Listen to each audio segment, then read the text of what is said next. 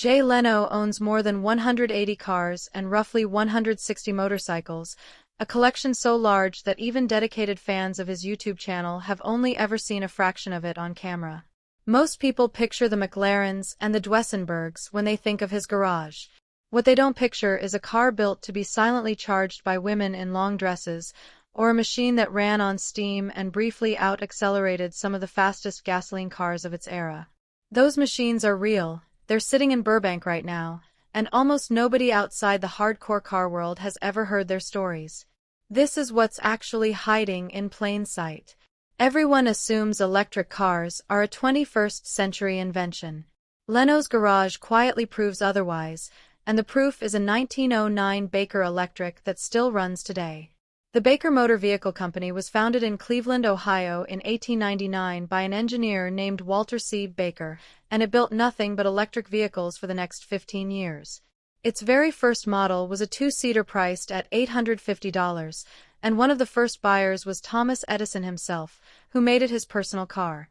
That detail matters more than it sounds, because Edison did not just buy a Baker, he helped build the battery inside it.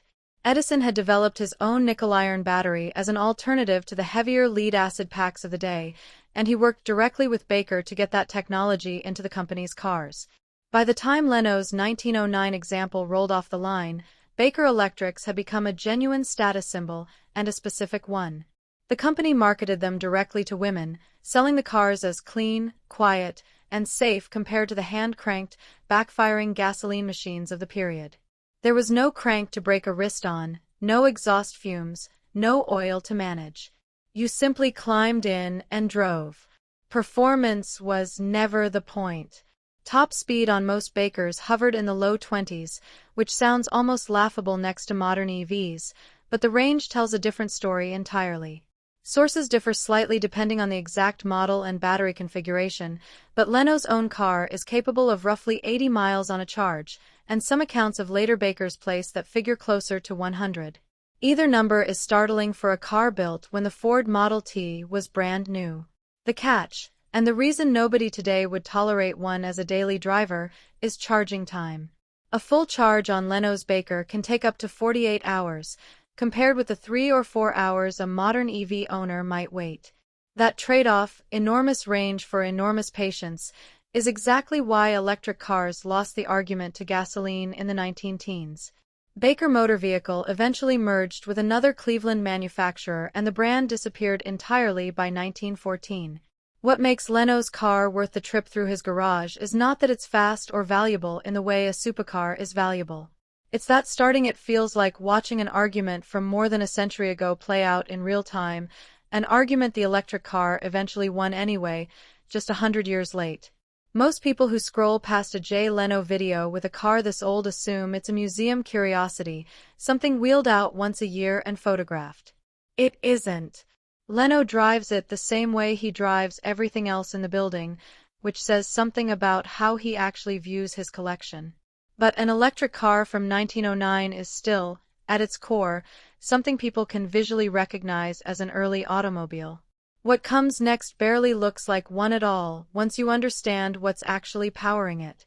Ask almost anyone what a steam-powered car looks like and they'll picture something slow, clunky, and vaguely Victorian. Leno's 1925 Doble E-20 breaks that image completely. This was a car once owned by Howard Hughes, and Hughes did not buy it to putter around town. In 1925, the Doble E-20 was capable of reaching speeds up to 132 miles an hour, a figure that matched or beat nearly every gasoline car built that year, with the exception of a handful of Duesenbergs. A steam car outrunning the fastest production cars of its era sounds backwards today, but the engineering behind it explains why. The company behind the car was built by Abner Doble, an MIT-trained engineer, and by the time the Model E arrived in the early 1920s, Doble had solved the single biggest problem that had plagued steam cars since the earliest Stanleys: startup time. Older steam vehicles required a driver to manually light a pilot flame and then wait roughly 15 minutes for the boiler to build enough pressure to move. Doble redesigned the system so a driver could simply turn a key. The Doble could be started and driven away in a fraction of the time older steam cars needed, which is a large part of why Leno considers it the finest steam engine ever built for a road car. The mechanical numbers only get stranger from there. A Doble's engine produced what sounds like a modest output on paper, only a bit over 100 horsepower, but the torque figure tells the real story. Well over 1,000 pound-feet, delivered almost instantly because a steam engine doesn't need to build revs the way a piston engine does. That's a torque figure that would be considered enormous even by modern diesel truck standards, produced by a car built during the Coolidge administration. The car itself weighs over 5,000 pounds, rides on a wheelbase stretching close to 12 feet, and Leno's example still wears its original disappearing convertible top along with a rumble seat for 2 extra passengers in back. There's a quieter irony buried in how a steam car actually works that most people never think about. A steam engine is what's called an external combustion engine, meaning the fuel burns outside the cylinders to heat water into steam, rather than inside them the way a gasoline engine works. That means a Doble still needs fuel, just not in the way anyone expects, and it's part of why these cars demand such careful hands-on maintenance from Leno's own crew. He has spoken publicly about just how seriously that maintenance has to be taken. Working on a steam-powered car in his garage once left him with burns serious enough to require hospital treatment, a reminder that these machines, elegant as they look gliding down a California street, are still running on pressurized boilers under the hood. Only a small number of Model E Dobles were ever built before the company folded in 1931, another casualty of the Depression and the sheer cost of hand-assembling a car this complex.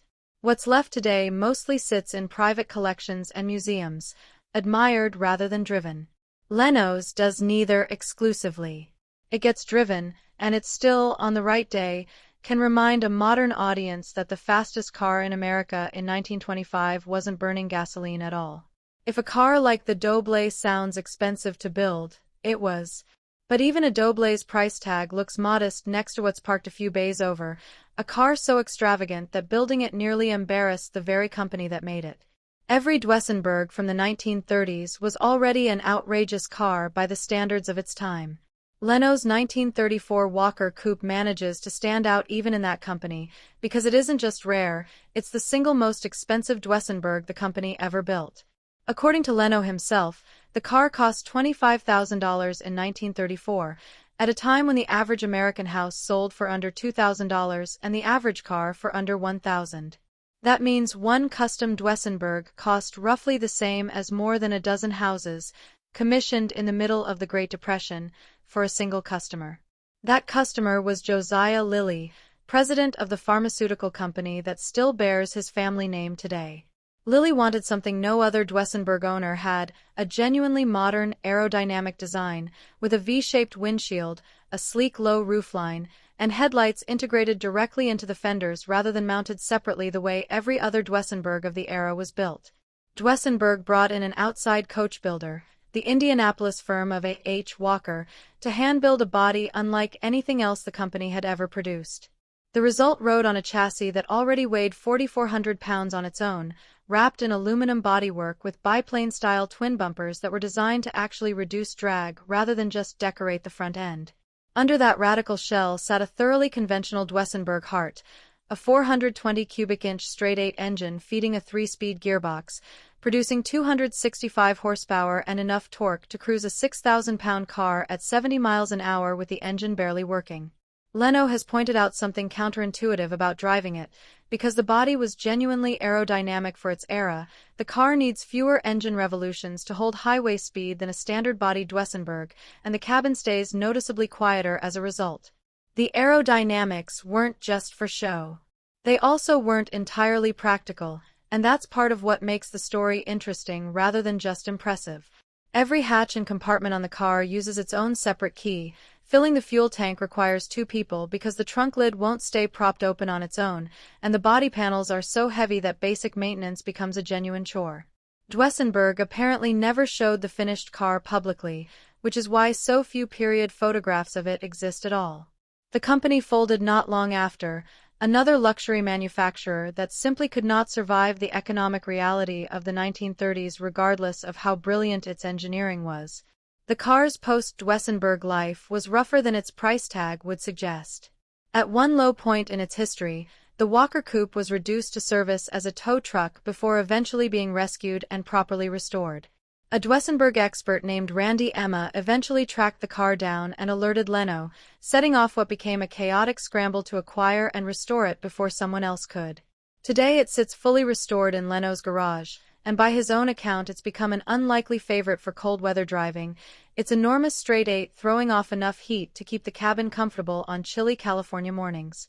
It is, by nearly every measure available, the single most expensive car Duesenbergs coach builders ever assembled, and most people watching Leno's channel have no idea that's the car they're looking at. Money and rarity are one kind of story. What comes next is a different kind entirely, a car so exclusive that owning even one puts a person into a club with barely 60 other people on the planet.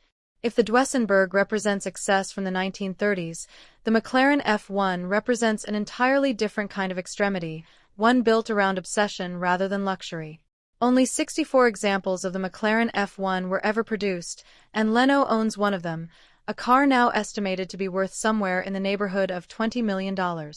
That number alone separates it from almost everything else in his collection, and from almost every other car built in human history. There are entire countries with populations smaller than certain limited edition sneaker drops, and still more sneakers were made than F1s. What makes the F1 remarkable isn't just its rarity, it's that Gordon Murray, the engineer behind it, designed the car with almost no regard for what the market wanted and total regard for what he personally believed a road car should be. The driver's seat sits in the center of the cabin, flanked by two passenger seats slightly behind and to either side, a layout borrowed directly from racing cars and never adopted by another road-going manufacturer at this scale before or since. The engine bay was famously lined with real gold foil, not for luxury branding purposes but because gold is one of the most efficient heat reflectors available, and Murray wanted to protect the carbon fiber tub from the engine's own heat without adding unnecessary weight. Leno doesn't treat the car as untouchable the way many owners of 7- and 8-figure automobiles do. He drives it, takes it on real roads, and has talked openly about the fact that a car this valuable loses none of its meaning sitting under a cover in a temperature-controlled room. The F1's acceleration remains startling even by modern hypercar standards. It can reach 60 miles an hour in roughly 3 seconds using a naturally aspirated V12 with no turbochargers, no hybrid assistance, nothing but pure displacement, and a very light chassis built from carbon fiber decades before that material became common in road cars. For a car built in the mid-1990s to still feel that immediate today says everything about how far ahead of its time Murray's engineering was. The F1 also occupies an unusual place in Leno's own personal history with cars. He was among the earliest American buyers of the model when it launched, at a moment when almost nobody outside the automotive press fully understood what McLaren had built. Decades later, that early conviction looks less like a risk and more like one of the shrewdest purchases in his entire collection. Not that value has ever seemed to be the point for him. 64 cars exist. One of them lives in Burbank, gets driven on ordinary streets, and is treated by its owner less like a museum piece and more like a very serious, very expensive toy. Rarity built around obsessive engineering is one story. The final car worth knowing about takes a completely different approach, hiding something extraordinary inside a shape nobody would ever suspect. The Jaguar E-Type is one of the most photographed and most celebrated sports cars ever built, praised for decades as one of the most beautiful production cars in automotive history. Thousands of them exist, which is exactly why almost nobody would look twice at another one parked in Leno's garage. But his 1963 E-Type is different from every other Series 1 model built that year, because underneath its familiar bodywork sits a custom 5.7-liter V12, in a chassis that every other early E-Type used a much smaller 3.8-liter inline-six to power. Jaguar itself never offered a V12 in the short wheelbase E-Type body. The V12 didn't arrive in the E-Type lineup officially until years later, and only in the longer, later Series 3 cars. Leno's car remains, as far as available records show, the only short-wheelbase E-Type in existence built around a V12 engine, making it a genuine one-of-one despite looking, at a glance, like any other early E-Type roadster. That's the entire appeal of a car like this. There's no exterior badge announcing what's under the hood, No aggressive body kit signaling that something unusual is going on. It simply looks like one of the most elegant sports cars of the 1960s, because it is one, right up until someone lifts the bonnet. Cars built this way occupy a strange space in a collection as large as Leno's. They're not headline attractions the way the F1 or the Duesenberg are. They don't have a dramatic survival story the way the Baker or the Doble do. What they have instead is a kind of quiet audacity, someone deciding decades ago that a legendary shape deserved an engine the factory never dared put in it, and then actually building that car instead of just imagining it. It's the sort of vehicle that rewards a second look, the kind of car a person could watch roll past on screen a dozen times without ever suspecting there's a V12 doing the work instead of the inline-six everyone assumes is there. Put these 5 cars next to each other and a pattern starts to emerge that has nothing to do with horsepower or price tags. An electric carriage from 1909, a steam car that could outrun Duesenbergs in 1925, the most expensive Duesenberg the company ever built, a hand-built hypercar limited to 64 examples, and a Jaguar hiding an engine it was never supposed to have. None of them share an era, a country of origin, or even a category of car. What they share is that each one represents a moment when an engineer or a designer refused to accept the obvious, cheaper, easier answer and built something strange instead. Most car collections exist to be looked at. Leno's exists to be understood, which is a different thing entirely. He starts the Baker's silent motor, feels the Doble's boiler build pressure, and takes cars worth more than most houses out onto ordinary Los Angeles streets, because a car sitting still, no matter how rare, isn't really telling its own story. The value of a garage like this was never really about how many million-dollar machines are parked inside it. It's about how many genuinely remarkable pieces of engineering history can sit 50 feet apart from each other, waiting for someone to actually notice what they are. If you had to guess which one of these cars most people scroll past without realizing what they're actually looking at, which would it be? Thanks for watching. If you enjoyed this video, be sure to like and subscribe to our channel, and check out the next video for more stories like